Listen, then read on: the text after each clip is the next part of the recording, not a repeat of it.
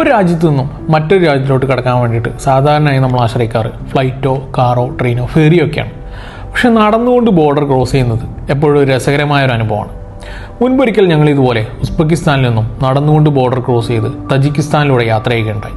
അപ്പോൾ എൻ്റെ ജീവിതത്തിൽ മറക്കാൻ പറ്റാത്തൊരു അനുഭവമായിരുന്നത്. തജിക്കിസ്ഥാനിലോട്ട് യാത്ര ചെയ്യാൻ വേണ്ടിയിട്ട് ഞങ്ങൾ കണ്ടെത്തിയ ബജറ്റായ ഒരു മാർഗ്ഗമായിരുന്നു സമർഖണ്ഡിൽ നിന്നും ഒരു ടാക്സി എടുത്തിട്ട് ബോർഡറിലോട്ട് പോകാന്നുള്ളത്. അപ്പോൾ ബോർഡർ വരെ നമ്മൾ അവർ ടാക്സിയിൽ ഡ്രോപ്പ് ചെയ്യും. എന്നിട്ട് അവിടുന്ന് നമ്മൾ നടന്നുകൊണ്ട് വേണം ബോർഡർ ക്രോസ് ചെയ്യാൻ വേണ്ടിയിട്ട്. അപ്പോൾ ഉസ്ബെക്കിസ്ഥാൻ ഇമിഗ്രേഷൻ കഴിഞ്ഞിട്ട് നൊമാൻസ് ലാൻഡിലൂടെ കുറച്ച് ദൂരം നടന്നതിന് ശേഷം ഞങ്ങൾ തജിക്കിസ്ഥാൻ്റെ ഗേറ്റ് എത്തി. അപ്പോൾ അവിടെ കാര്യമായ ചെക്കിങ്ങോ ആൾക്കൂട്ടോ ഒന്നുമില്ല.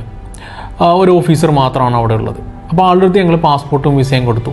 അപ്പോൾ അദ്ദേഹം അത് ചെക്ക് ചെയ്തതിന് ശേഷം ഹിന്ദുസ്ഥാൻ എന്ന് പറഞ്ഞ് തലയൊക്കെ കുലുക്കി ഞങ്ങളെ വെൽക്കം ചെയ്തു.